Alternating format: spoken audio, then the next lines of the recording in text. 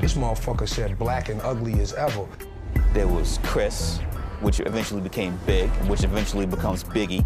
There's a big difference between Christopher Wallace and Notorious B.I.G. You know, only certain people blessed with that type of voice that has an influence like that. Personality is a motherfucker, man. Confidence is a motherfucker, man. You know what I mean?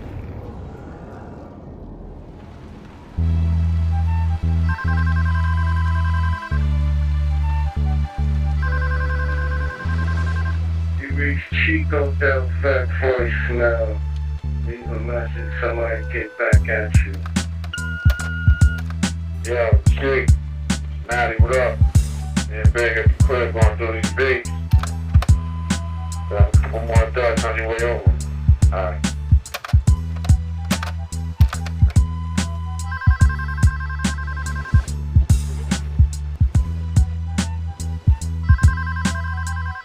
You reach Chico Del Fat voicemail. Yo, what's going on? It's Flip. DMPK today. You know what's good, where y'all gonna be at? Meet you for the Big's Club. You gonna be in the same game? Let me know. Later.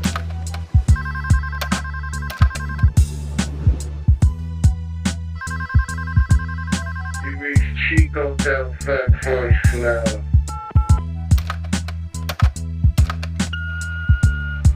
Yeah, where you at? I'm standing out here for like an hour and shit.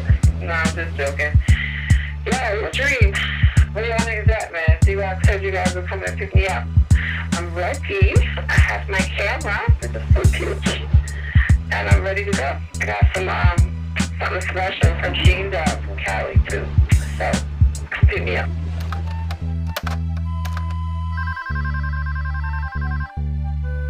You reach Chico. Yo, Chick, man, where you at? It's 50. I'm trying my way to phone, so I'm trying to get up with you with Big, man. To where club we going to the night with Matt right now. I'm on my way down there. I need to holler at Big. Alright, so tell him I'm on my way. Alright, 51. The nigga was so fucking ill. It was like you would be around him, and for the first hour, you'd be like, this a fat motherfucker. Fat, ugly motherfucker at that. After that first hour being around this nigga, personality shining and all that shit, you forget all that shit about him. You just see a man. You know what I'm saying? A cool-ass motherfucker. What's that? What's that, a day with B.I.G. or something? Huh? My shit is just about me, yo. It's like an autobiography of myself, you know what I'm saying? You can take it any way you want. You can take it as you want to be like me, or you can take it as you want to stay away from what I was doing, you know what I'm saying? It's all on you. Everybody got their own mind, you know what I'm saying? Go to your parents for messages, you know what I'm saying? Come to me for good music. If you want some head, some liquor, I'm the nigga to turn to. Yo, we're gonna get nice and hard and just kick it. Wait, I got chronic from LA. Sheen Dog laced me. Bless me. Don't make no sense talking about it, live it. Ricky.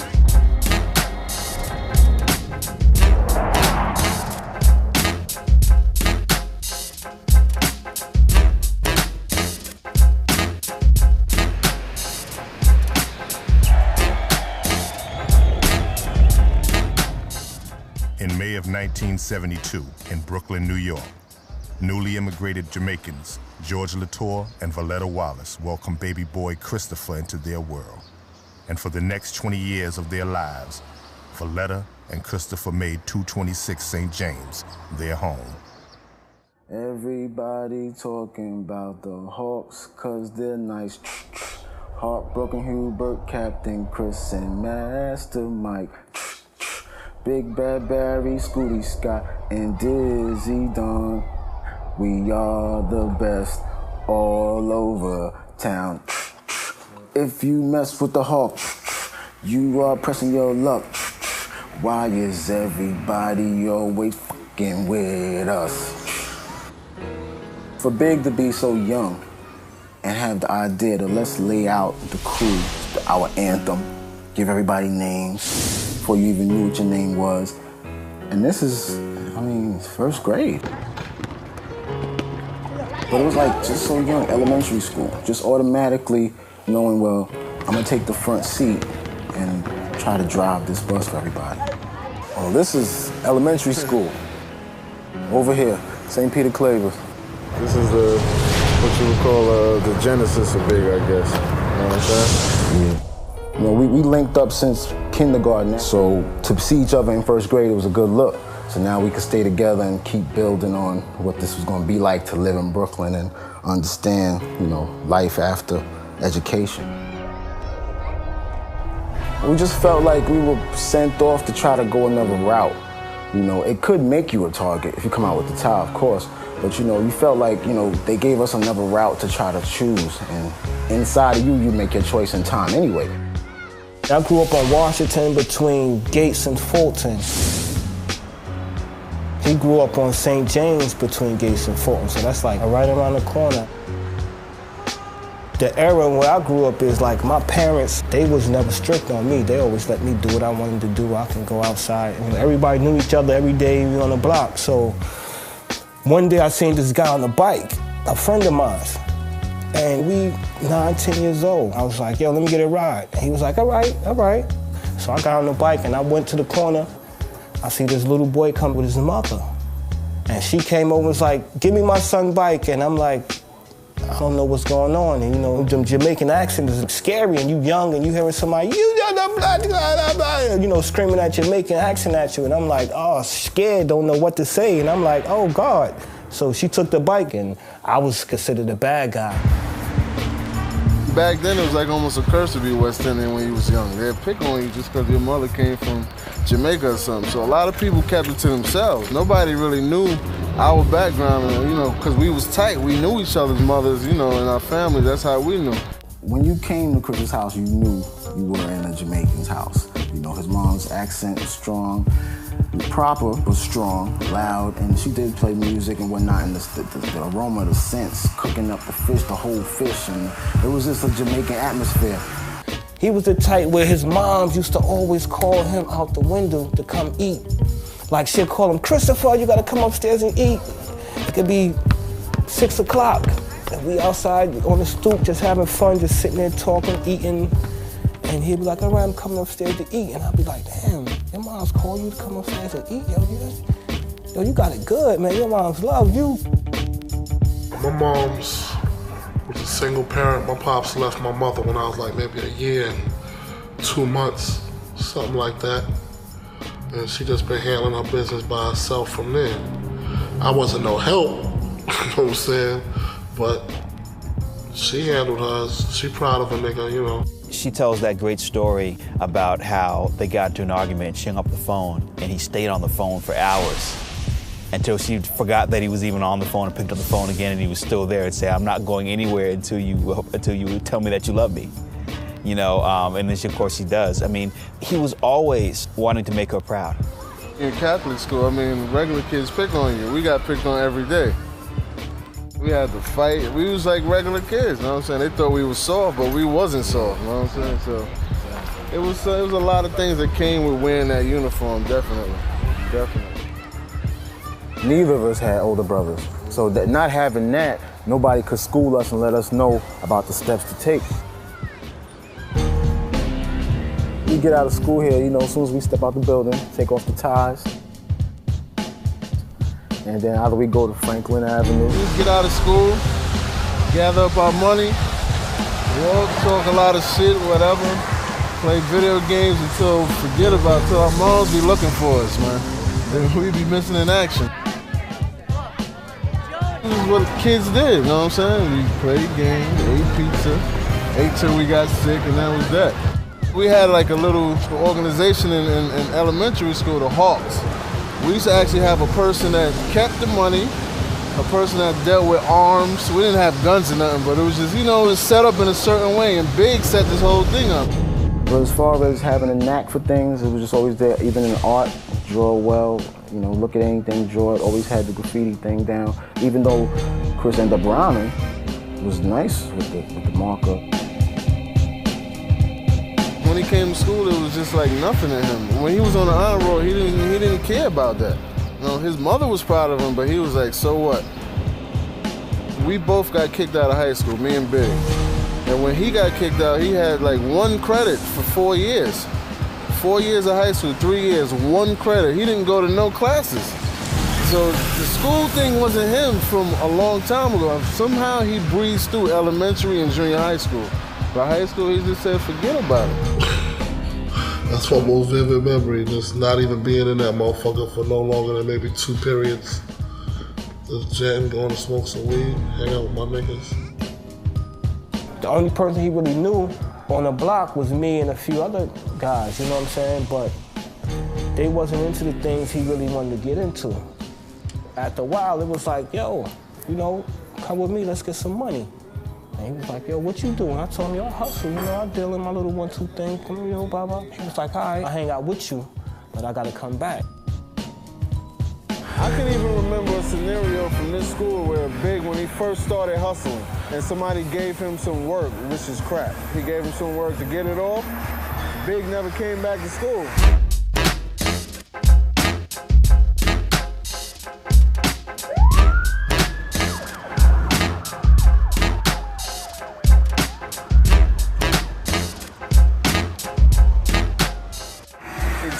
Took the crack and never came back. That was it. So what happened was I knew the guy. He was like, yo, you know, what can you do? I mean, I'm gonna hurt him if I don't get my money. But I was like, just relax. So let me talk to his moms or whatever. So I was kind of the mediator. I stepped in and his mother, we arranged a meeting. His mother actually paid the drug dealer off for Big. When I was in the hood, we was selling drugs. We was robbing and shit like that, you know what I'm saying? So the community wasn't really by our side. Like, there wasn't no shit where they was liking us. Nobody liked us in the area. But at the same time, we had to eat. My daughter had to eat, so we was doing what we had to do, regardless, no matter what the community felt about it. His mother didn't really know too much of what he did in the street, which he never came back and had to tell her. But after a while, she wasn't stupid. She was figuring out, yo, what are all these guys hanging with you for? Who was these guys with all this jewelry on and the cars and the door, boom, boom, boom, boom all night, I can't sleep, and you know, something ain't right. But he always be like, yo, this nothing mine, it's my friends, yo. Big told me stories of he's leaving the house wearing one thing, going up on the roof, changing all of his clothes, and then going out on the street, being somebody completely different. It was at times where she felt like she failed, you know what I'm saying? She waking up to go to work in the morning, I'm still on the corner, still trying to finish my little bit of drugs. She felt like she failed, you know? We used to come to the house and have guns on us. You know, we used to have like all type of pocket knives and gadgets and, you know, all type of shit in the crib. Work bagged up in bags, and sometimes there might be a hole in the bag and 2 or 3 might fall out your pocket on the couch or in the chair. And his mother come and find it, and she'd be like, whose stuff is this? And he'd be like, Chico. And I happened to be with him and come up there later on, what's up, Chris? Chico, I'm not letting you into my house. And I'd be like, what I do, Miss Wallace? I don't want this stuff in my house. And I'm like stuck, don't know what to say. And he in the back behind her, like, and I'm like stuck. And she cursing me out. And I'm like, I'm sorry, Miss Wallace, I won't do it no more. And, you know, she'd walk away and he'd be like, yo, good looking, yo. Yo, you know what I'm saying? And that always used to be funny to me because I used to be like, yo, man, stop doing that, man. Because of this, every time I come in the hallway, I'm hearing this nigga a voice every time. I knew you were going to blame it on me. So everything he always did, he used to be like, it's Chico. So one day she, you know, she caught him in a lie. She said, Chris, I found some stuff. He like, oh, mine. She stopped, yeah, it's Chico's, right? We all start laughing, and she even started laughing after a while, because it's like unbelievable. That game started getting rough for him, you know what I'm saying? And he started, you know, getting into girls. He was really having all type of girls coming to the crib all the time, and he popped up with a baby. And, you know, his mom was like, yo, you just a street, you know. And he's like, no, it's not like that, Mom, only if you knew. Brooklyn is the land of lost, man. When you're in it, you're stuck in it. There's nowhere to go after that, man. You know what I'm saying? Anything else is just an imitation, man. Believe me when I tell you. Everybody try, but they don't succeed. Brooklyn is the real shit.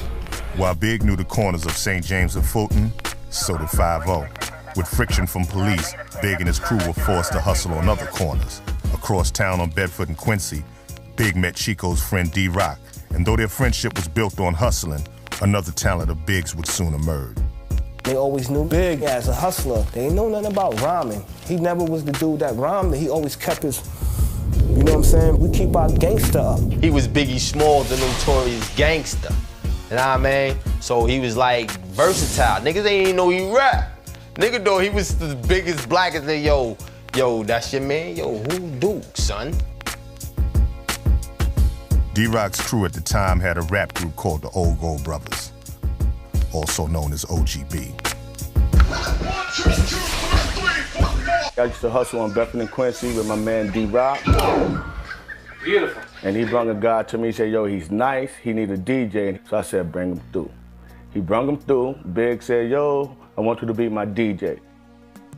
B.I.G., when we came to the OGB, it was all over. You know, it was like a totally different story, you know? Fat guy, you know, and he didn't think he could rhyme or anything. He ate everybody in his path, you know? And we was happy to have him. Shit changes, you know what I'm saying? Everything happens for a reason.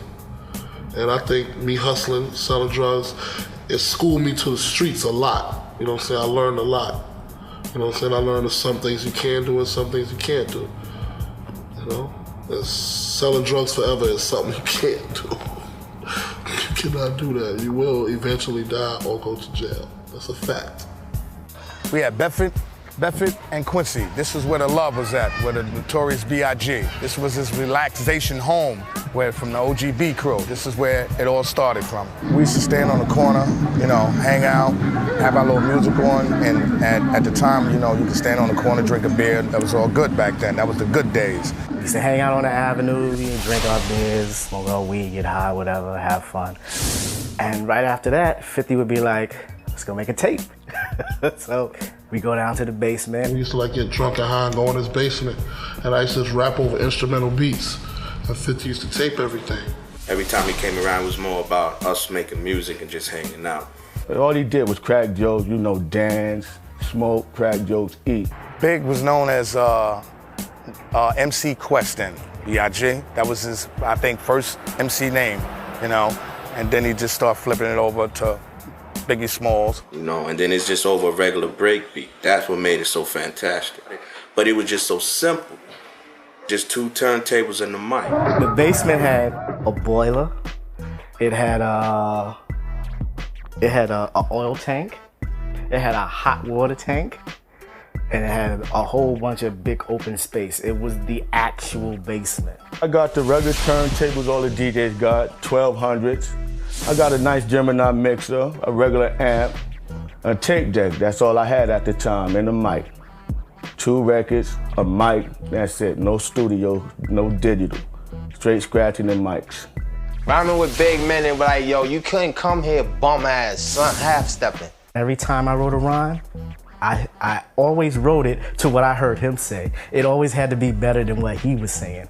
Because everybody else I wasn't really worried about, but Big, I knew he was gonna be a problem. It was a privilege to be even acknowledged like, yo, son, you wanna rock? You know what I mean? Bed rock. It was a thing that it was like, yo, and I was like, that's what's up. You know what I mean? I had to go to the crib real quick. You know what I mean? Then came back out, you know what I mean? Then like, all right, I'm ready. Cause that's how Big was, you know what I mean? It was like no mistakes allowed. You know what I mean? You need practice, nigga, you rehearse. I needed that. He didn't. That's my dude.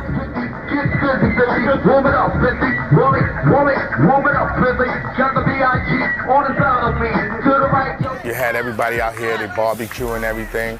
And this place was closed at the time. We had the set right here, and Big was right here, and you felt the love right there. 50 used to bring his set out there, and that was a regular thing we would do. He would bring some speakers out, I would bring some speakers out. He would call people, but really when we bring the music out, a lot of people used to come. And then Big was one of the guys that would come through.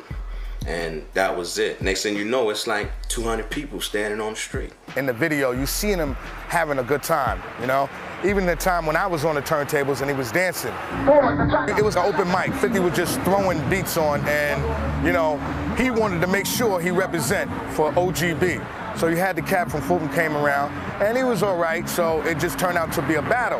You had cars stopping just to see what was going on, and then you see this fat guy, you know, with the lazy eye on the mic, and he's just flowing. Before we had the mural, you had my name up on the wall, Mr. R, and you had the Big on there. you know, and then, you know, as he rhyming, you know, and I'm on the turntables, 50 on the turntables, you know. It was so much love out here, man, you didn't want it to end. We started in the afternoon and it ended at night, you know, we were still going on. When guys come around and they wanted to rhyme, when they saw Big come on, nobody ain't want to touch that mic. And he wasn't even signed yet, they just knew. People say that Big never wrote anything down. He didn't have to write that. That's not true. He wrote it down. In the beginning, he wrote it down. When I first met him, he had this book. This the only time I seen this book when I first met him. He left it here. He did the demo, no more book. He never wrote. This was before I met him, he had this book. He left it here, he never used it again. He would say certain things about, oh, this guy want me to make a demo, I gotta eat. Nobody was really thinking about the future, like how big it really was gonna go. How did you feel about the first time you heard your demo tape? I wasn't really tripping about the first time I heard it. I mean, I wasn't really getting no money yet, so, you know, it wasn't really no big shock or nothing.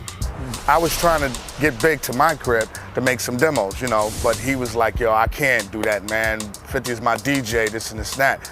So he went back and told 50. He said, yo, man, I want me to come there and, you know, make a demo and this and that, you know. And 50 took B.I.G. to the basement, right? Made a little tape. Got to the basement, he knew what he wanted. We threw some uptown beats. He kicked 3 songs from there. That was it. My initial feeling hearing the demo was the second coming of Big Daddy Kane. You go back and you listen to Duke Ellington when he's playing live, and Duke, right when he would get to the height of the swing, he would grunt, like, ugh. And you hear that, I mean, it's so organic, like, because what that tells you is, like, this cat is so deep into the groove, and Big did the same thing, like, you know, Big, and that would be almost like a verse. His ad-libs, and everything you remember. That's, you know, only certain people blessed with that type of voice that has an influence like that. Mr. C heard it, and he thought I was dope. And then they introduced me to this kid, Matty C from The Source. And we just jumped on this unsigned hype. They had like some shit for unsigned artists. They sent them a tape and shit. So they liked the tape, put our picture in the magazine or whatever. Then Matty saw Puffy at a club. I received a phone call from Puff saying that he wanted to hear some new material, some unsigned hype material, some stuff, whatever. And went up there and I played him, you know, a little bit of the Biggie demo. He's tired of doing the heavy shit, the Mary shit, Jodeci shit. He want to do some hard shit, some street shit. So Matt let him hear my shit, and he liked it. Immediately, once he liked it, that was his first kind of thing he wanted to find out. It's like, how does he look? And obviously, he's a big, heavy-set guy. I got that point across. But he wanted the more particulars on the heavy set. Like, are we talking heavy D heavy, or are we talking Fat Boys heavy? Like with Big, I tried to make him look like almost what we try to do with Heavy D as a sense, you know what I'm saying? Have him, as far as clothes-wise and image-wise, be able to wear and move around and look the same as a guy that was 150 pounds lighter than him. And even though it sounds little, that's something that's very impressive to people, you know what I'm saying? When a fat guy doesn't look fat. That nigga Puff definitely saw something. He saw the big picture, like he was like, yo, I want to make this dude into a star. The way I did the unsigned hype, I made a big deal myself not to even look at the photograph before I listened to the demo, to try to get the most objective perception on the music. Most people, including Puff, had a different approach when they were listening to unsigned material. They wanted the whole picture, they wanted to know the look, if not first. He was like 6'4", you know, 300 pounds. You probably wouldn't even think that those type of words or those type of things would be coming out of his mouth. He looked like he needed to be on a football team or something like that. The street rhyming was so hard at the time too, where, you know, you could still visualize everything that he was saying then too. On top of the whole rough gangster element thing to his lyrics, I think that he was also just straight lyrically talented too. I mean, gangster and rough didn't have nothing to do with it. This dude was talented. Big, he rhymed almost like he talked, you know? It wasn't like he was trying to perform. It was just like him speaking to you.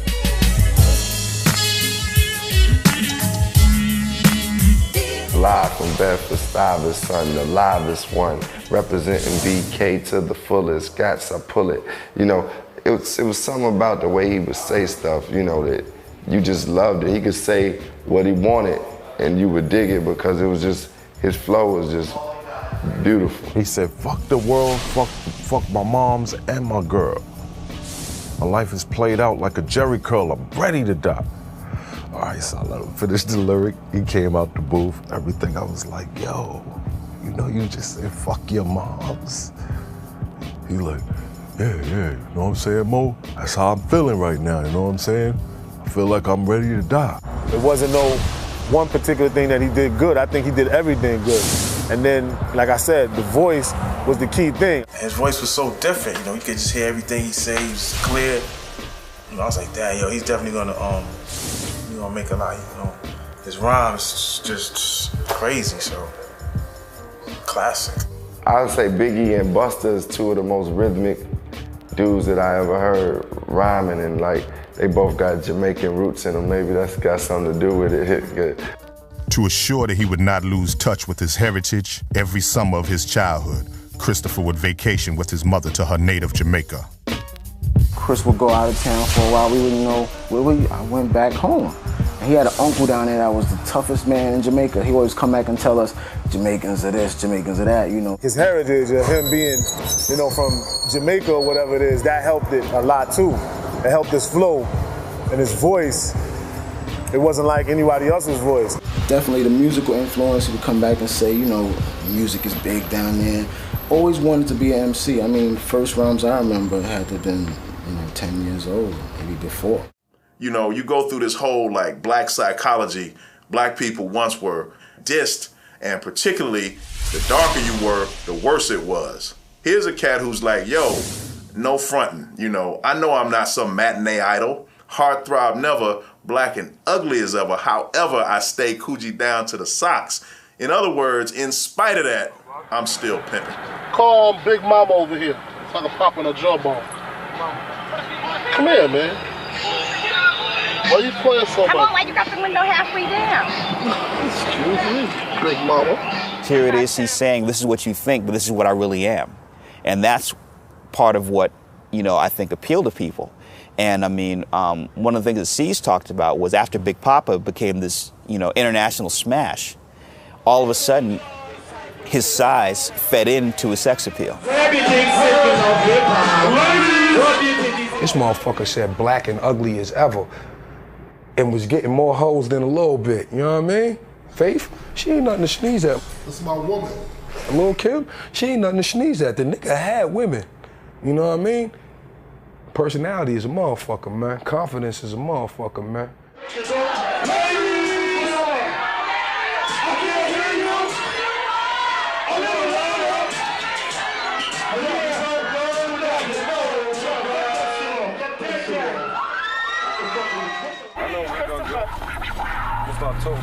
That's another thing.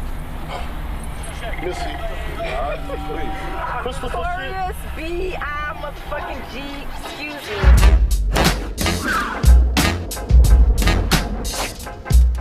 It wasn't even a Bad Boy yet. It was Uptown Records with Andre Harrell, and Puffy was the intern.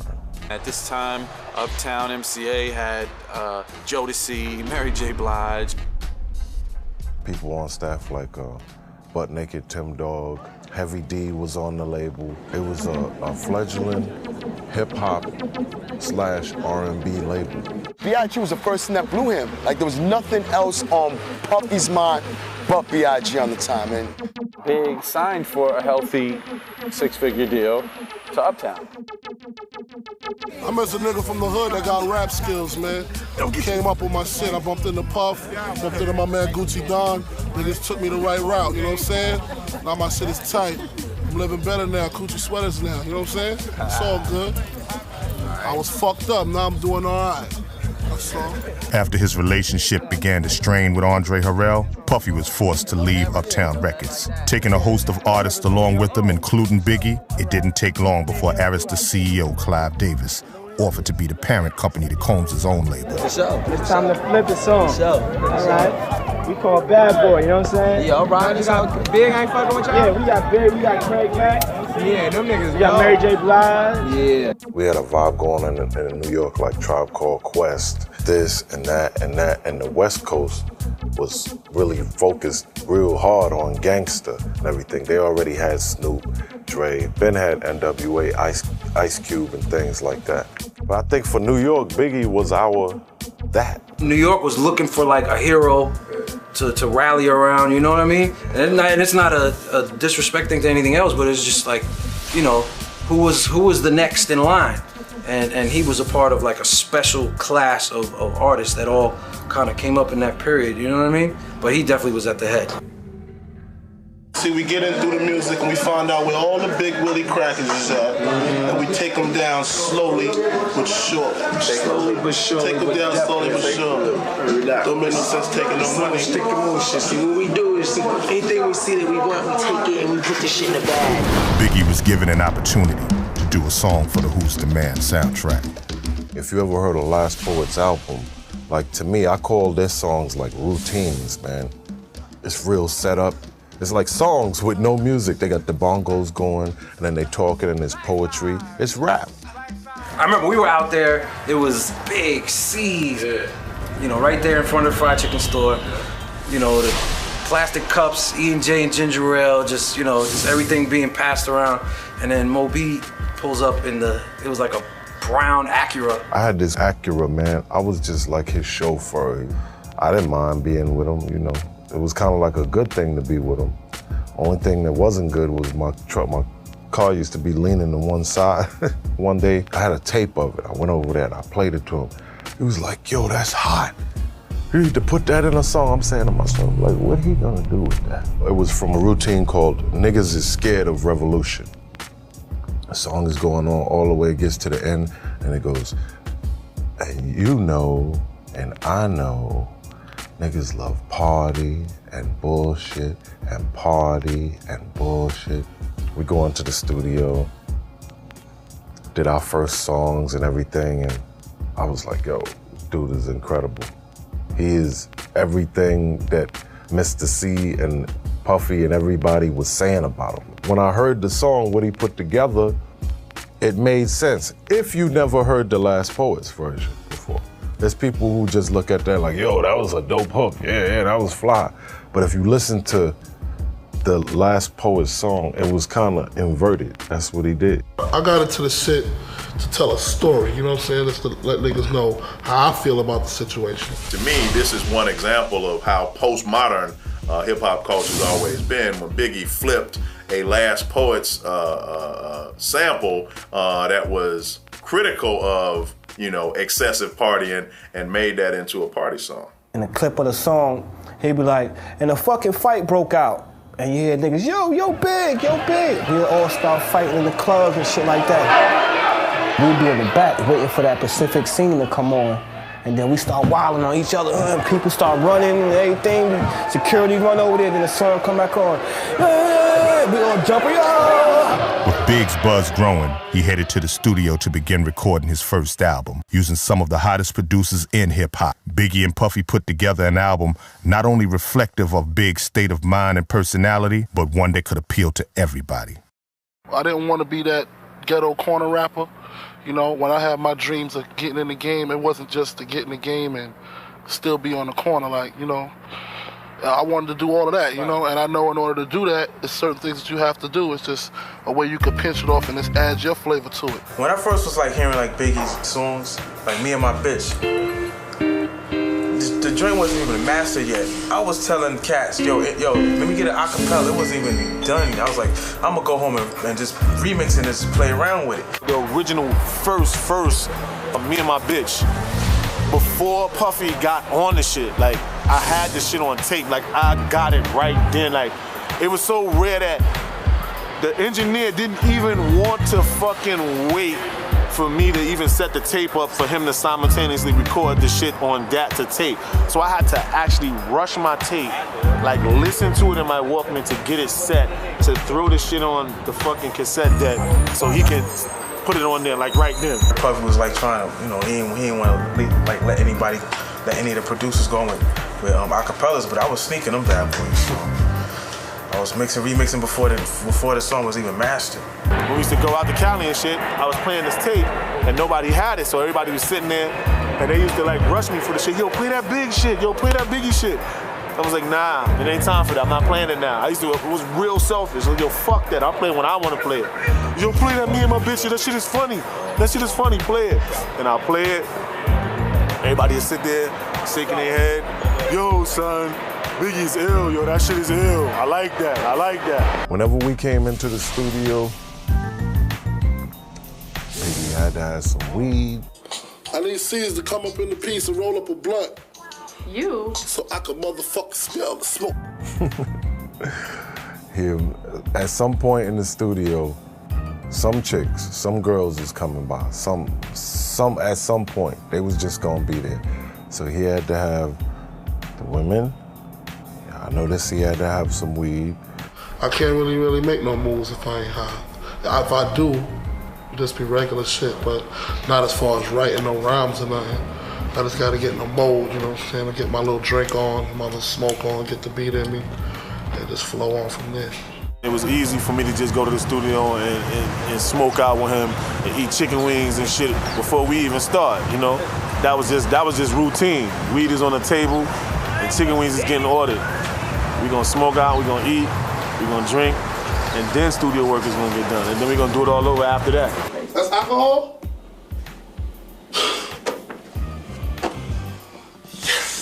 There is a God.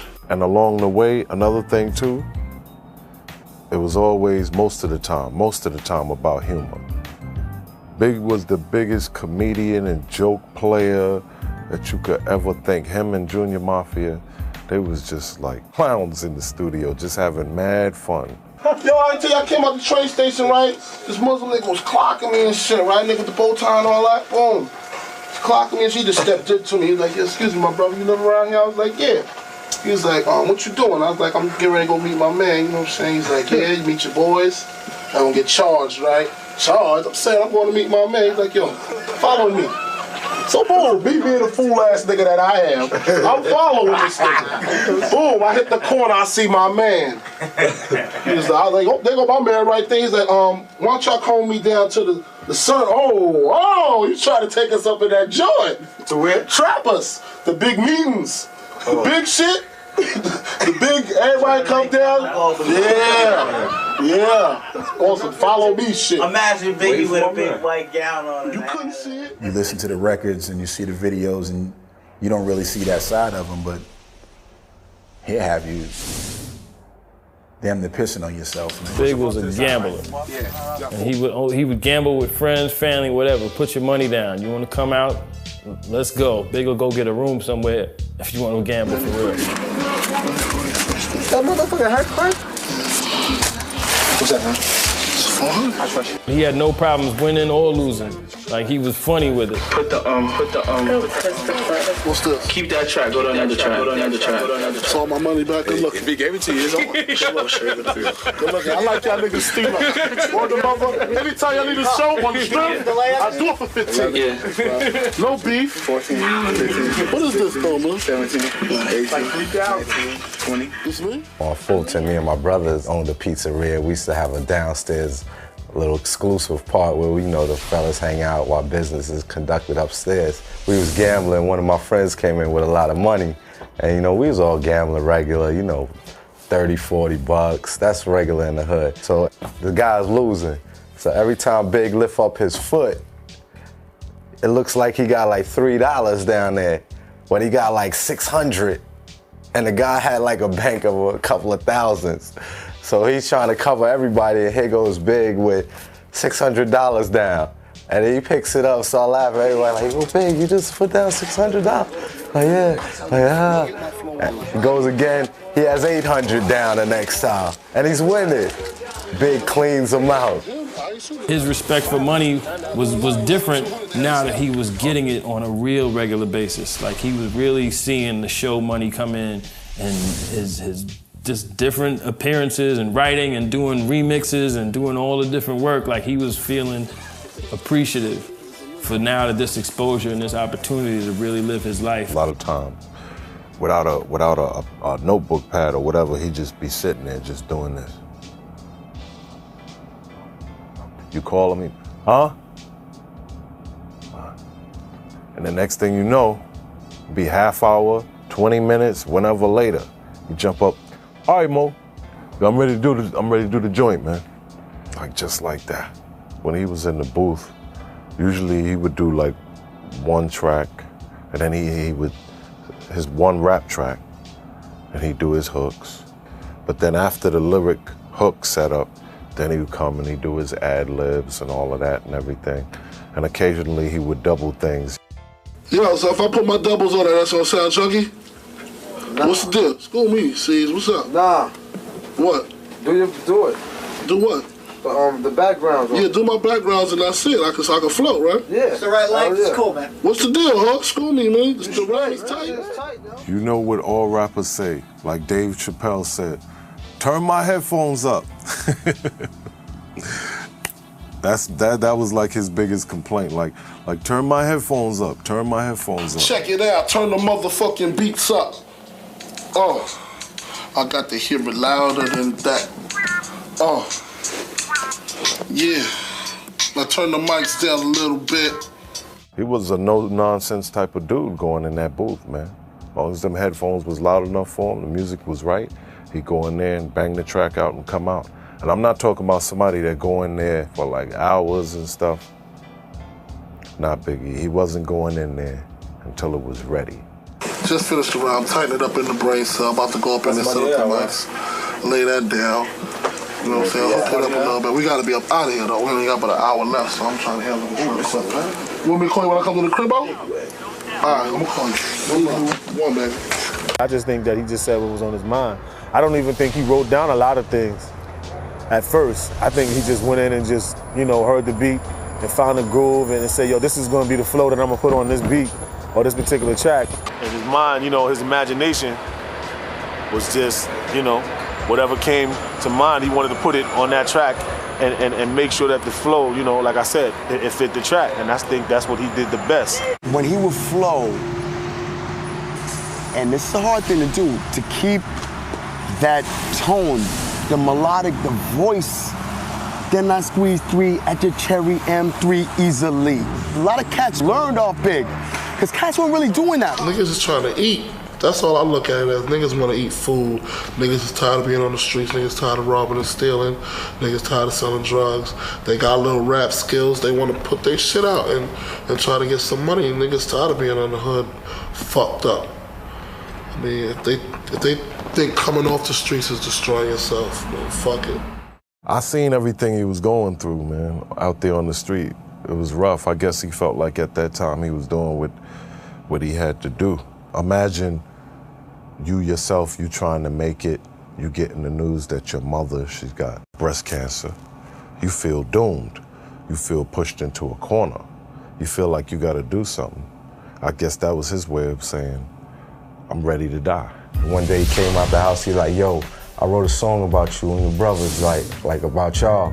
And I'm like, yeah? He like, yeah, it's called Everyday Struggle.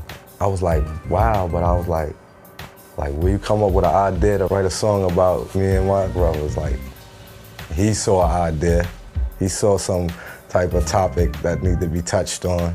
Everyday struggle was it, Because he used to see how much we used to struggle every day, owning a business. I remember us all sitting on Grand Avenue listening to that beat forever. And Biggie sitting there like, wow. I had such a hard time to find that sample, man, because I did it and didn't save it. And then they wanted it, and then you had to find the sample. Yeah, I had to find it, yo. I was looking everywhere trying to find the sample, and I was like, you know what? I'm gonna take it right off the tape. Biggie was like, yo, that's gonna be the single. Yeah, I but remember you wanted as soon as he pulled the shit off, I heard the Juicy sample. I was like, oh man. And I ain't even hit the vocals to that yet, and they were just, I guess they were just. I remember him saying he wanted to rhyme over that. Yeah, I remember him pitching to Matt, like, that he was gonna get on Juicy. He was gonna get on. And Matt was on some real, like, you sure? Yeah, I wasn't really crazy. He was like, yo, Matt, watch when I get on it though. The video for Juicy was to represent the life Big envisioned for himself. What was once all a dream was now becoming a reality. The budget was there that provided for the house, that accommodated for the lifestyle that Big visualized. He had his whole crew with him, and the finesse on the shoot was real. Puff had his people, Big had his people, Junior Mafia was in the building, and everybody was having fun. It was family, but that's how the music industry was in the early 90s. It was a party, whether they said action or not. You know what I'm saying? Big is a character, he's gonna be making jokes and clowning, and everybody's gonna be running around, and it's just the excitement of the entertainment business. If you listen to like Juicy, to me that's like a manifesto. That's like, you know, Karl Marx or something, you know what I'm saying? I mean, it's like, it's about social mobility. It's like a barbecue record though. That's an instant. That's like every Brooklyn, Queens, all boroughs was going to react to. Big Papa too, I remember him saying, I want to rhyme over that Bonita Applebum remix. Yeah. Word for word. The Big Papa track, I had it for a while. And Puff just told me, yo man, you write something dope to this song, yo. It's damn near certifying your platinum shit, I know. And his track record is like damn near 99%. He don't really do nothing that fails. So I take his word for a lot of shit, which was true. Once I put the Big Papa shit out, the album just soared to platinum. Big Willie, first Brooklyn nigga to go platinum. You know, that's all good, living in the hood. I'm not like no other producer. Most producers are better than me, you know what I'm saying? They know how to, I don't know how to play the instruments, program the machines or nothing, you know? So how do you work in the studio? I mean, I have people that program for me and play the music, the chords, and you know, keyboard stuff in there.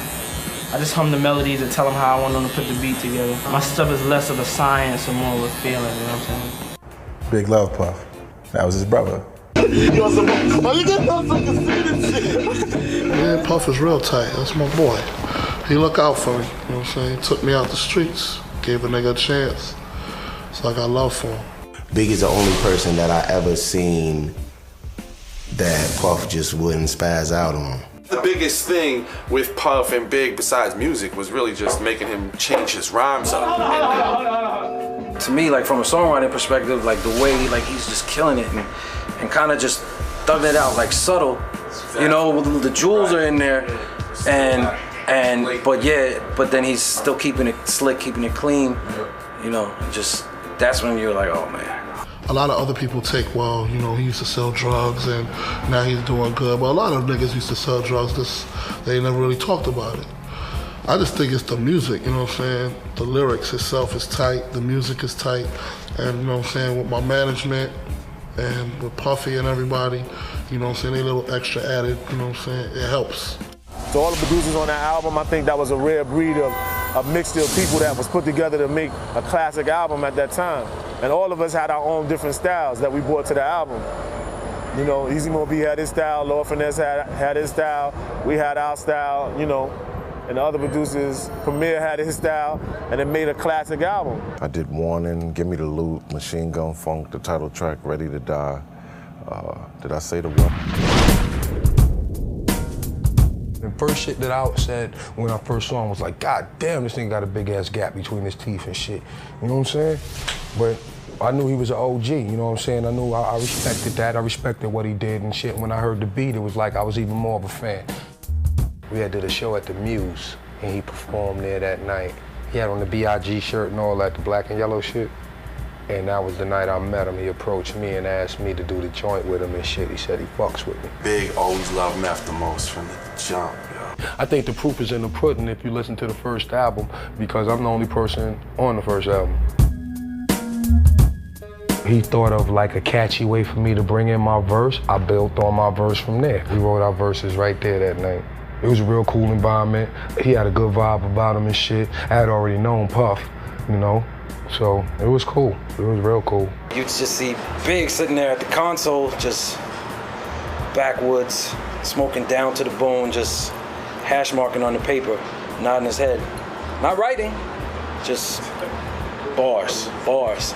And then 2 takes, done. As far as the hook go, we both had our input on the hook. You know what I'm saying? It was like, my shit was the fuck the world, don't ask me for shit. Everything you get, you got to work hard for it. He came with the honey, shake your hips. You don't stop, niggas pass the clips, keep on. When you in the zone and you vibing with somebody that you know is just as good, it's like two actors. It's like Pacino and De Niro doing scenes together. It's magic because he know that Pacino got his shit together. Pacino know De Niro got his shit together. So when they throwing little shit at each other, the other one's catching it and he's rolling with it because they professionals with it. Same shit with me and Big. You listen to that song, man, it sound like they actually just like going at it. It's like two dudes that they friends and they cool, but they sparring. You ever seen that before?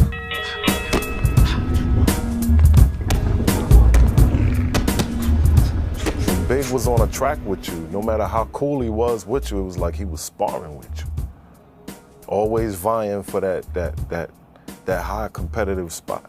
At that point in time, it was like Wu-Tang was the shit. So, you know, I was real cocky back then. I didn't give a fuck who I was rhyming with. You know what I'm saying? But I like Son music. He actually came to me and said, I think Meth got me on this record. And I was like, what are you talking about? He said, yo, I think Meth got me. I said, what do you mean you think he got you? He's like, yo, I think he spit more flame shit than me on my own shit. I was like, nah, I don't know about that. Meth's part was hot. It was hard. He had some hard lyrics on there, but just the same, Big had a nice little part on there too. I think they was neck for neck. I don't think I got him. I think we was even, dead even on that. I wouldn't even, you know what I'm saying, feed into that right there. But if he felt that way, you know, he has the right to his own opinion. I ain't gonna argue with the man, but my opinion is I think we elevated each other. We connected on a whole different level because there were certain members in my crew that they didn't necessarily dislike the fella, you know what I'm saying? But you know how that shit goes, it's a competitive sport.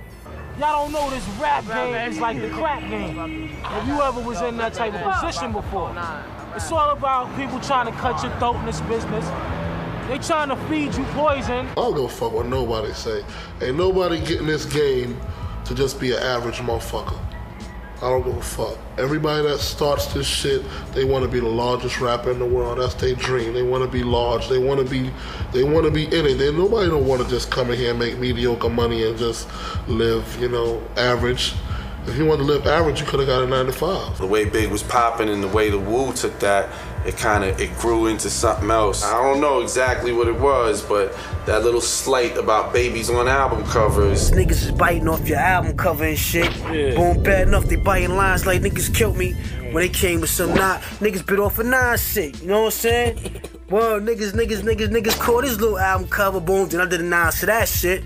After working at The Source, Matty C went on to head A&R at Loud Records, signing Raekwon and Ghostface Killah of the Wu-Tang Clan to their own solo deals. I think Ray and Ghost, like, they appreciated the fact that I was trying to work with them out of everybody in the Wu, but at the same time, they also want to establish we do whatever the fuck we want.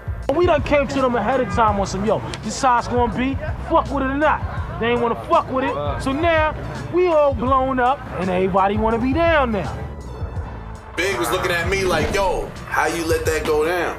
It wasn't fucking with me for a minute now.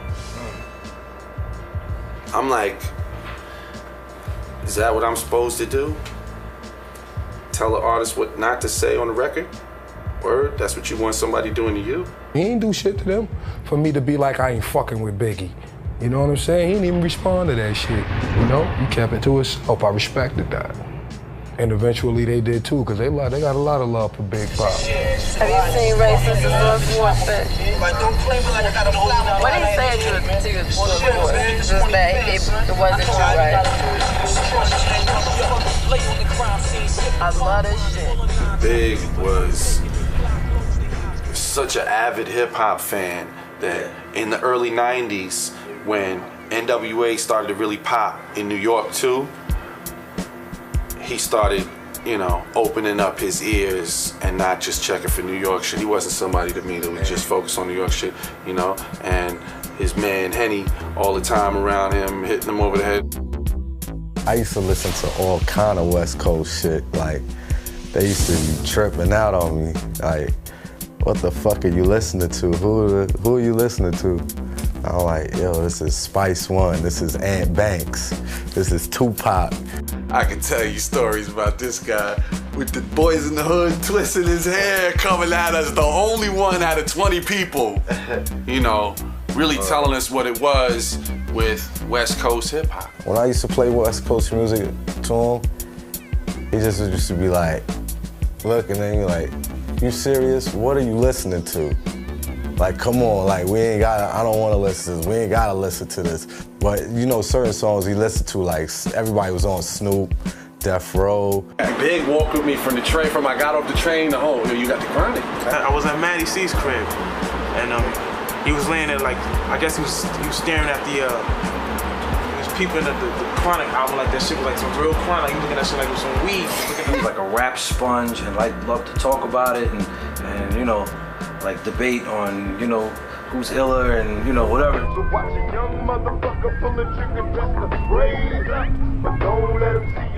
One of Big's favorite artists soon became one of his closest friends.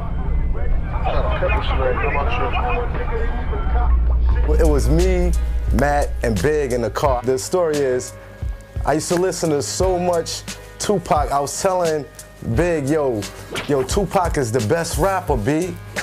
Like, he's the best rapper. He used to be like, looking at me like, yo, what? I used to be like, Tupac is the dopest rapper, man. Pac genuinely loved Big too, you know. Paul Stewart, your man, told me a story of when they were working on the Poetic Justice movie, driving from San Francisco to LA, like him and Tupac in a fucking car, and Pac played Party and Bullshit the whole way down. Played the same song for like 5-6 hours before he knew who Big was. Stuck off him. He showed Big a lot of love when he came out here, man. I had recorded with Pac. We had just went in the studio and did them. And they hadn't even came out or nothing. But, you know, street word traveled fast. Somehow Biggie found out about these joints. I don't know who told him. And I remember I saw him one day. I think it might have been up at Bad Boy label. I remember Big, he came up to me and he was like, yo, Mo, man. I was like, what? He was like, yo, Mo, you know you were supposed to give me them joints, man. I just started laughing, like, I was like, oh, man, come on, man. He was like, nah, Mo, you were supposed to give me them joints, man. But this is before, if they even had an animosity, so it was really kind of like just like a jealousy over like, come on, man, why you give him that track? And it was funny to me, man, you know? Where's Tupac and Biggie Small? Yeah. Not only did I work with them separately on Ready to Die and on Me Against the World and Thug Life album and on the Show soundtrack with Tupac, but I worked with them together on the same record. The song was called Running, or a lot of other people might know it from the full title, Running from the Police, that's right. It was Biggie, The Stretch, one of the Outlaws, and that was the song, and Tupac. It was in Studio C, in Unique Recording Studios, Pac with his crew in the studio, Big with his crew in the studio. I had like 1,000 motherfuckers from my projects. Because for y'all that don't know, I'm from the projects too. So the room was tight. It was so many people in the room. And everybody was getting along and having a good time. By the time some beef happened, I was like, yo, what happened? On November 29th, 1994, after another grueling day in court for his sexual assault trial, Tupac headed to Quad Studios to record a song with Uptown recording artist Little Sean.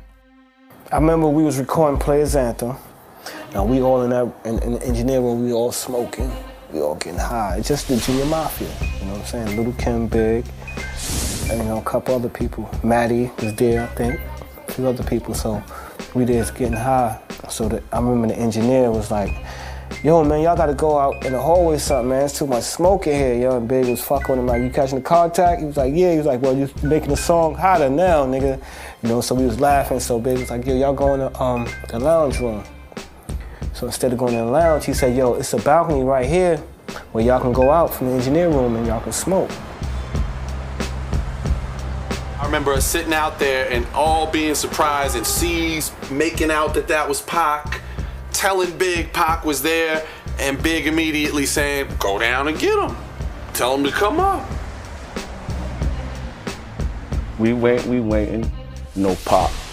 C's go downstairs to get him, come back crying, yo, Pop got shot. All we remember is we're upstairs and little C's comes upstairs running out of the elevator. You remember that part? Hell yeah. Yo. We thinking this is a joke, right? Like, yo, C, stop playing. So nobody really moved right away. We thought he was bullshitting for a second. He's like, yo, y'all niggas, for real, this is for real. Like, they downstairs, they robbing niggas downstairs. When they said that about what happened, like, a few of the members in Big, we all jumped on the elevator. Now, we goes downstairs. Once we get down there, the police like, yo, freeze, everybody out the elevator. They went in and corralled everybody, took IDs from everybody. We like, yo, what the fuck? We smell gunpowder and we see Pac bandana there and we see blood on the floor. And niggas is like, oh shit, like, yo, niggas was serious. This shit really happened to this dude. You know what I'm saying? He was down there getting robbed for real. Even shot. Made it to one of the floors, multiple times. They brought him down from one of the floors in the stretcher. Yeah, the elevator was too skinny, so they couldn't, carry him out like horizontally. So he came out like slightly vertically. They had to like kind of move him out like that, and it was ill. Seeing him, and he was just like, he was laid out. No, but he was coherent. He was coherent. He was like, he was pissed off. Pop come off the elevator in the stretcher, like, holding his finger up, looking at niggas, because we all turned around and looked like, he was like pointing his fingers at nigga like, fuck you, fuck y'all niggas. I don't know what that was about. And we was like, damn, see, we just was howling at this dude on the balcony. Why is he flipping on us like that? Big ain't even know he was coming to the studio. He wasn't coming to see to Big section anyway. He ain't even know Big was in the studio. But I guess he figured Big never showed up to the hospital or something. I figured that's what it was. That's what he was saying. But Big ain't had no idea what was going on. Big did went to the hospital, mind you. He did. The next day he went to the hospital. And I was with Big when we went home. So he was more nervous than anything. He was like, yo, that's messed up on what happened, yo. Who the fuck would do that? You know what I'm saying? Then Puff put out a song called Who Shot You, which Big did months ago, and Puff decides to put it out as a radio song. As everything started to evolve from that night, I realized that there was, real, serious danger beyond what was just going on a music level. When he got locked up, Big should have reached out to him and would have talked to him more, but I think he would have been more open arms. And you in jail and you getting a letter from somebody, you can't just rip it up. You're gonna eventually read it and be like, oh shit, this dude really cared about me, you know what I'm saying? And then out of all that, I'm up here working with Puff. I came up here to do something, whatever, and Puff hooked me up with you. Why Puff couldn't help, get me out of jail when I needed to get out of jail? Who was there to help me? That's how Pop looked at it, like, damn, Big, look at pull some strings or whatever. Big never, I guess, tried to even reach out on what's what. It's this nigga named Nas, and he kicking with these niggas named Deep, and they kicking with some niggas named Bad Boy. Did I say fuck them all? While in jail awaiting a date for his appeal, Tupac began hearing rumors that Biggie not only knew his shooters, but was affiliated with them. With most of his money spent on his family and lawyers' fees, only one person offered to post a $1.4 million bail. Suge Knight of Death Row Records. I had a beauty salon. Then I had the tape. I got the copy of the tape, and I put it in. Like, everybody's sitting around looking like, what are you gonna play? Playing, yo, this Pac video, hit him up. Dissing Junior Mafia and Pig. So we watched everybody's mouth just drop. Though Big did not respond, tension between the East and West Coast began to mount, whether generated by the media or not. Big mother was now staying far away from him. I don't want to have nothing to do with him. You know what I'm saying? I don't even want to even be affiliated with it. I don't want nobody to think I'm talking about him on songs or music or nothing like that. He just didn't want no no parts and no drama would do. When I was on the corners reading the write-ons and the word-ups, I was just thinking like everybody got along with everybody. Heavy could go hang with Salt, and Dana Dane could go chill with Kane, and everybody's just loving everybody. It's not like that. It's about getting your own. If you with your family, you stick with your family, and you get your own. You know what I'm saying? Associates and friends are two completely different things, man. Keep your friends where you got them, and keep your associates where you got them, and be all about your paper, and you'll succeed. They failed to understand it wasn't just between Big and Pac, because once Pac implicated this nigga, you got a bunch of other niggas on the sideline that are more or less like fuck niggas any fucking way, ain't got nothing to do with nothing. He ride from the east side. Yes, east side. You West Coast niggas, fuck y'all niggas. You West Coast niggas ain't no love. Come over here, ain't no love. No love. The media blows up everything though. Everything, especially with the Tupac shit, the Snoop shit. Big never thought about not coming out here. He thought about, you know what? I'm gonna go out there because I have fans and I got people who love me on the West Coast. So he didn't even want to go there with the mentality that would be like, oh, I'm scared or I'm drama. I mean, yeah, of course, when you get here, you're gonna be a little bit like concerned. Make it seem like rappers is different from human beings, you know what I'm saying? I mean, in any situation, you know what I'm saying, no matter who it is, if you feel violated and you that type of person that get down like that, you know what I'm saying, like me or any of my niggas, you know what I'm saying, if a nigga was to disrespect me and I had a gap, I would handle my business. In the midst of Tupac's allegations towards Biggie, Biggie made remarks to a Canadian journalist that he did not like nor listen to a certain West Coast artist. We're in Sacramento to do a show. We get there, it's like a warehouse. And we don't see too many cars, we don't see, it's a little weird. So we're like, well, I guess the crowd is light tonight. They have a DJ playing, and we're still looking around, we're like, it's not a lot of people here. It's maybe 10, 15 people at the most. So Big goes on. He's performing. All of a sudden they start throwing coins at him. I'm like, yo, what the fuck is that about? We head out. Get to the back, the limousine is there, but the driver's gone. All of a sudden, you start hearing the trunks of cars opening. You know, you just hear boom, boom, boom, boom. Like, what the hell is that? And you just hear. I turn around, I'm like, oh shit. It's a gang of dudes with guns. Now, the limo door was open. So I was able to put Big in there. They come up and they just very irate. That was some bullshit your man said in the newspaper. He did the article about my man. We getting ready to get him. So I said, you know what? Get that man on the phone. I think that man and Big need to talk. If they wanted to go down after that, then so be it. But I think they need to have a conversation because they haven't had a conversation to this point. You never lose your street mentality if fools want to, you know what I'm saying, step on your soil. You know what I'm saying? If a fool come at you on tape or something, it depends on who it is. I'm going to come back on them. If they're a small fry, I ain't even trying to get at them. But if they got a name for themselves and they call themselves embarrassing me, I'm going to get back at them. They talked for maybe 5 minutes. He hands the phone back out. I was like, yeah, so what is it, man? He was like, you know what, you was right. Get the phone back to the little dude. I get the phone back. He was pissed. Man, but, nah, we got him right here. Oh, come on, man.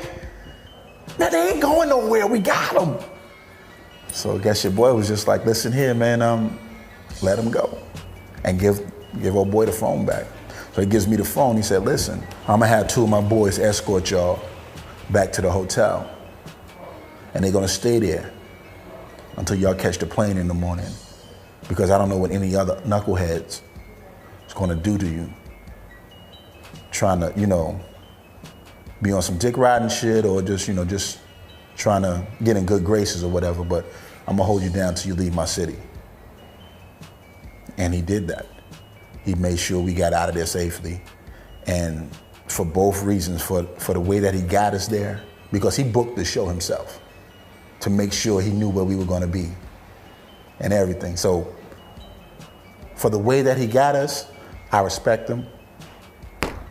And for the way that he took care of us, After we resolved the situation, I respect him even more. We not the Britney Spears types. We not the Justin Timberlakes. We will whoop your fucking ass.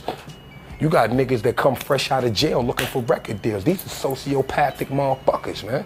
They don't give a fuck about themselves, let alone you. And you got the nerve. Look, niggas get shot over talking about another nigga mama, disrespecting a nigga wife in the street, nigga. So imagine if you gonna talk about this nigga and talk down about him like his shit ain't real. Nigga, he gonna see you. But he ain't gonna be the one to do it. It's gonna be one of them little niggas on the sideline feeling like they doing him a favor. On September 7th, 1996, after watching his man Mike Tyson beat Bruce Seldon, Tupac was headed to an after party with Suge Knight when he was shot 6 times. 6 days later, after losing a lung, his body gave out. And on September 13th, 1996, Tupac was pronounced dead. Cause then it was like, yo, this shit is real. This nigga fucking got murked, man. This nigga's dead, B. I felt them. I still feel them. You know, we got the records. You know, I'm out here every day. He run the radio station. Every time I hear him, I feel him. So he gonna always be here. Big love Pac. There's no beef with Pac. That was on some other upper echelon bullshit. You know what I'm saying? Cats love Pac. Pac used to run with Big. Big used to run with Pac. Ain't no fucking drama with Pac. There's some other shit. Yo. Kill you, motherfucker. Hello? Kill you, motherfucker. Word. For you and your niggas, y'all ain't shit, nigga. Watch your motherfucking back. Eat a dick. It got to a point where it got so hectic that he was changing his fucking number like every month, if I'm not mistaken. Like, he'll have a number, and I'll be calling this number, and then one day, the shit is just gone, like the number's off. And then I'll have to see him somewhere, or CCs or something, and like, yo, I'm trying to reach out to Big, y'all need his number, and they'll give me his number, and we'll start talking again. But then it got to one point where that number got cut, and I never got in contact with him no more. All I can remember is Puffy telling me that on this Life After Death album, we go on more radio, we going for more commercial, we going for more club. But I remember like discussions that we had where he was like, damn, you know, Puff is trying to make me do, you know, like these R&B shits, and just like, yo, Matt, yo, man, like, you know, it's like, cause he was ahead, he was like a hip hop head, like that was it, you know. So at the time, he was just like, oh man, you know, he's making me do these records, I don't wanna do this shit. After a while, Big really understand. Puff was like, yo, you need them songs, radio songs, we need them hit songs. And Big was just figuring, I could come spit, and that's what I do, spit. Didn't know, we need them radio songs, we need them club songs, and then you could do what you want to do. So a lot of times, you know, Puffy always made sure he did the right thing when it came down to music. He said I'm supposed to be prepared to rhyme at any time, at any place. I got rhymes, you know what I'm saying? So I ain't sweating. You going to Florida, B? Yeah. Just for what? Well, the last time I ever saw Biggie was at Daddy's house, Puffy's recording studio. Big was in there, Jay-Z was in there. And they were supposed to do some record together. They didn't even know what it was gonna be called or what it was gonna be yet.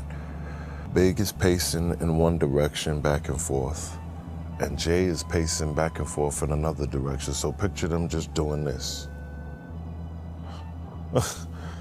And both just mumbling to themselves. You got two dudes mumbling to themselves. They don't write lyrics down, so they're mumbling. They did that for a good while. Then Big came over to me. He was like, yo, Mo, I'm gonna step out with Jigga. I'll be back. It was the last time I ever saw him. I got a phone call telling me, yo, Mo, you hear what Big did to your shit? I said, what? It's like, yo, he murdered your joint. I was like, what you talking about? It was like, yo, the more bounce joint? I was like, all right. It was like, yo, he calling that shit. It's called Going Back to Cali. I said, no, don't do that. I'm thinking that it was some like teasing, like tempting kind of song, kind of lyrics. But then when I really listened to the song, when I finally heard it, it's like it was an ode to California. After finishing his album in January of '97 with the March 25th release date set, Big headed to Los Angeles to shoot the video for his first single, and helped Puffy prepare for his debut as a rapper. A short trip turned into a long one as Big got comfortable with the LA lifestyle. I picked him up at the airport. They got in the car, they had a preview copy of the album. We was banging, going back to Cali and hypnotized out of there, you know what I mean? And it was a wonderful thing. That's why I'm out here, you know what I'm saying? We hitting every club, every radio station, you know. We get our little eye screws and everything, but I just tell them straight up, yo, you know you love me. It's real. Come on, you don't got ready to die? I heard that he was going out there to do an album release party. I said it was a bad move, but I wasn't running his career, you know. Debbie blew the fuck up. You're gonna be all right, because that's what they told about the backs. Everything's gonna be all right.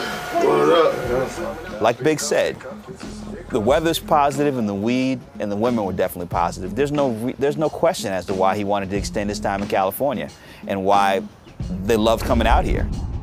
On March 1st, 1997, Big stopped by the Los Angeles-based world-famous Wake Up Show, where he discussed a range of issues, from the incident at Quad Studios to Pac's death to what he was up to in LA. B.I.G. chilling, you know what I mean? My man taking sway, world famous Wake Up Show, you know, we balling out here in Cali, you know, East Coast Dawn in the house. It was exactly 1 week before he passed away. It was the last interview, honestly, that it was in depth of what's happening with you, what's going on, you know, how, you know, he was just acting a little bit different. Yeah, that's my artist. What? That don't even make sense. That don't make sense. Why you say that? Don't he own the label? How could you be an artist on a label and managing the owner? That don't make sense. For you, bro. That's that's ballism at its best. When he stepped to me, he said, yo, nobody can teach me how to be the best rapper better than the best rapper. Yo, so, you get no fucking see this shit. Let's start dropping We had just did an interview with Tupac. Look, man, when I ran into him, he was just like, yo, make the street joints, but make a couple of records for radio and the females so you can broaden your sales. And that's the information that Biggie felt Pac was giving him. But then later on, when Pac, the beef really started, Pac was saying he bit everything. You know, this is my style, my gimmick, my whole flow that I was gonna do. I'm telling you, man, that our show is listened to so closely by a lot of dudes, including gangster cats, including street cats, hip hoppers, backpackers, you know. And I just feel like they listened to it and they probably dug into it a little bit more. Like, man, this dude is out here acting cocky right now. That's not what they wanted. The most dangerous thing about California is that you can always lull yourself into a certain false sense of security, and then bam, there you are. If you out this way, you better have some street connects, or you better have a bunch of undercover cops or cops around you. That's when you're safe. I mean, he was just rolling around with little C's and a couple of girls.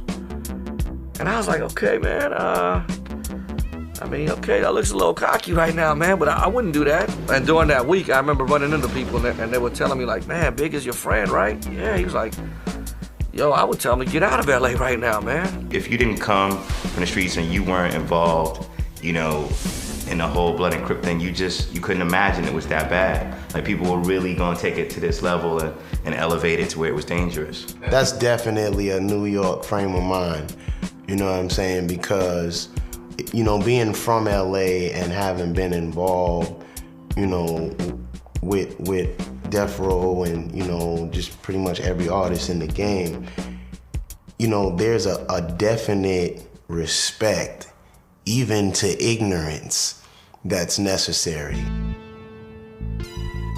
As a journalist, I was one of the last people to interview the Notorious B.I.G. I actually interviewed him in one of the top floors of this hotel, this suite, Friday night after the Soul Train Awards, 36 hours before he was murdered. I remember watching the Soul Train Awards in Big's hotel room with him, because he still got a kick out of seeing himself. Not like he was egotistical, but he was like, man, look how far I've come. I've gone from being a kid watching the American Music Awards and Soul Train Awards, and now I'm on them, I'm appearing on them, and I'm presenting. So he still got a kick out of that. So he was watching himself that night. And, you know, there were the boos, and he said, what up, Cali? But it didn't sound like so oppressive, like, oh man, I'm in danger, let me get the hell out of here. On March 8th, 1997, following the Soul Train Music Awards, Biggie, Puffy, and their entourages were headed to the Peterson Automotive Museum, where they were having an album release party for Biggie's second album, Life After Death. This crazy night was actually supposed to be the best night in the world for B.I.G., which it was in a lot of ways. He was crowded by security, he wasn't having it. I walked up, said, clean, get the fuck away from my man. That's what he said. Get the fuck away from my man Oops, you heard me?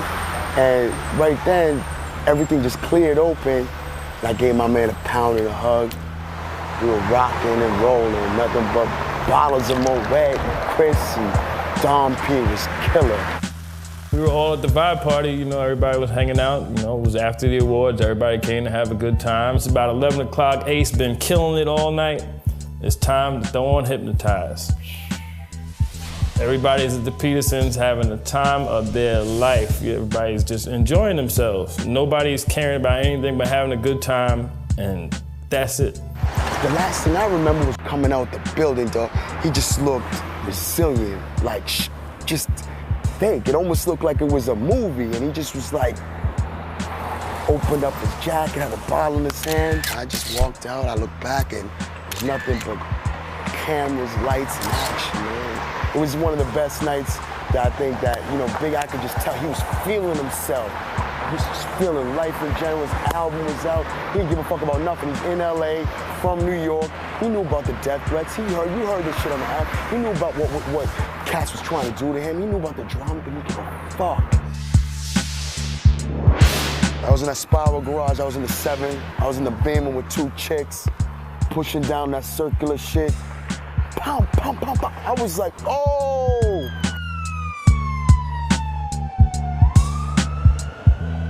I just heard it. So I run down there, and I'm like 4 feet away from the door, and Big was just laying over in the car. Not too far from the museum. A vehicle pulled up side of his SUV. As the driver pulls up, Lil C's was traveling Biggie at the time, who was in the back seat, was looking at the driver of this car, supposedly an Impala. This individual is a male black who looks like a Fruit of Islam guy. He's got a bow tie on, short hair, and this guy opens the window, reaches out, and fires into the SUV, firing several shots, and those shots ultimately kill Notorious Big, Christopher Wallace. It didn't even register to me. Like, Big was such on a different level. He was so well secured that night that that was the farthest thing from my thoughts. Like, no one could get, like, what? I can't say he had much of a security detail. He had basically the guys that rolled with him all the time. D-Rock, Little C's was with him. Police officers that were from Compton that were, moonlighting as security. So I think it was mostly a loose-knit type of, security force that was with him. It wasn't like, he had cars of special security teams like right next to him or sitting in the car with him.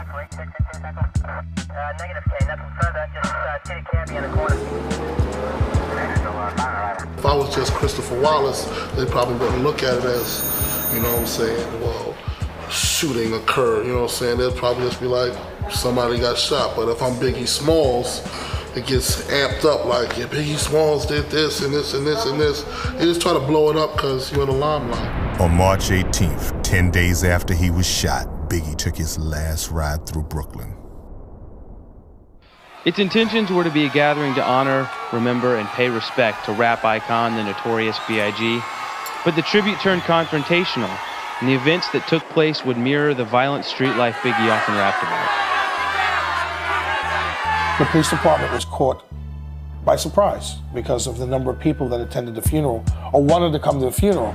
What had happened was that the funeral was going to take place at the Frankie Campbell Funeral Home in Manhattan, and then we were going to drive in a procession into Brooklyn because we were going to pass by his house and pass by his neighborhood. But the problem was the crowds were numbering thousands of people in Brooklyn, and we already had a number of people that were at the funeral in Manhattan, so it sort of made things a little bit, the situation a little bit dangerous because of the amount of people that were coming out that wanted to pay tribute to him, look at the casket or look at the procession.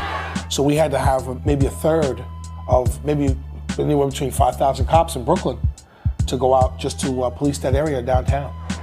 We had to take special precautions to set up, roadblocks. We had police helicopters in the air. We had a lot of communication. So we were well planned that day. In case something were to happen, we were well planned for it.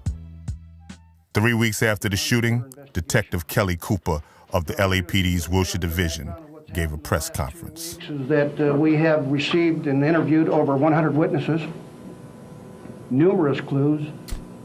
Detective Scott and Cooper went to Houston, Texas, where they obtained a videotape that was taken by some fans that were at the scene at the time of the shooting. We believe the videotape is going to be instrumental in us solving this case. Football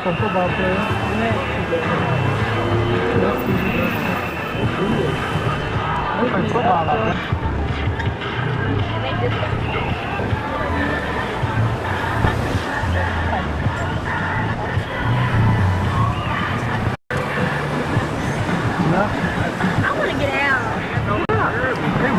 Wait, hold on.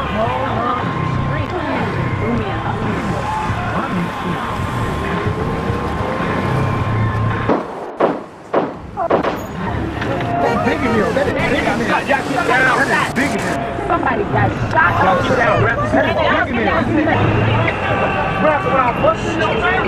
Oh, so she can sleep. No, Biggie got shot. Oh, Lord, fuck shit. Who they kicking? Oh, somebody got shot. So, Yeah, that was 5 shots fired. Oh, look at that wreck. Y'all, crank up the car, please. I'm ready to go. We have to get out. Security. I wonder why they was running.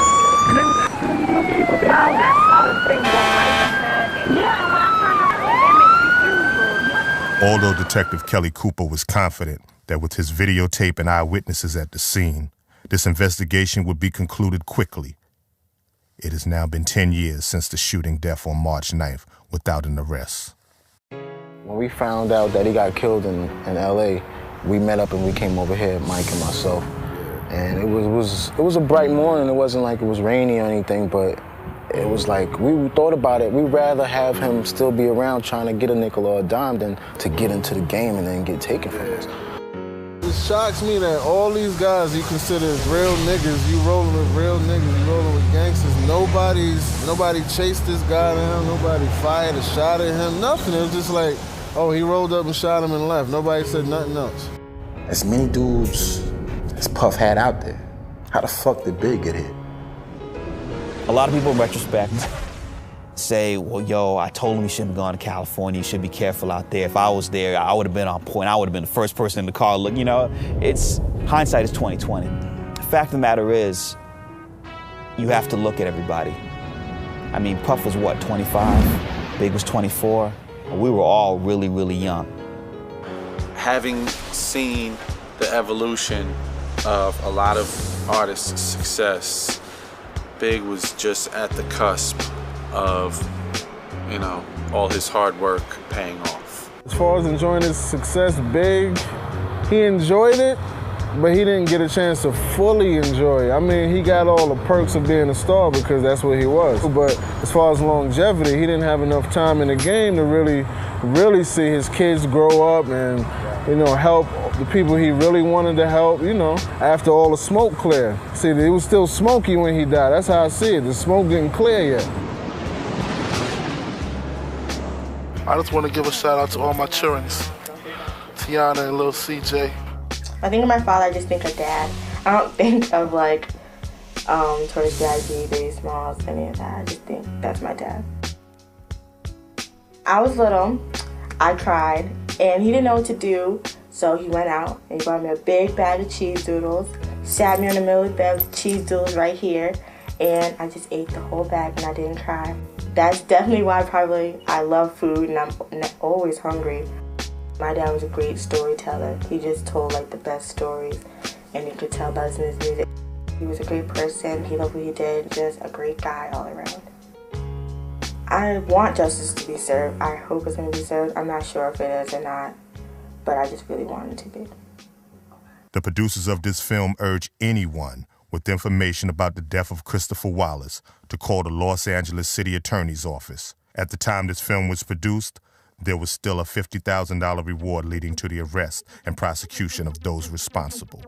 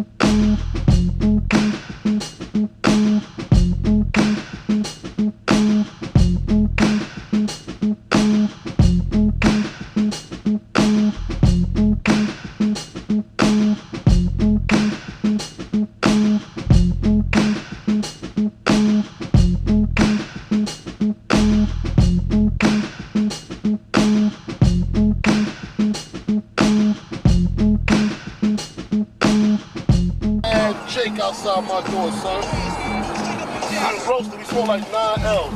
I think I'm going to warm up, boy. What do you mean the spot? Called my room, yo. This man police and shit outside your door. I said, all right, I'm going to warm up, boy. I couldn't get out of it, so I let the nigga say, boom. The nigga just clocking us for a little bit. He went dead to the line, son. Like he walked.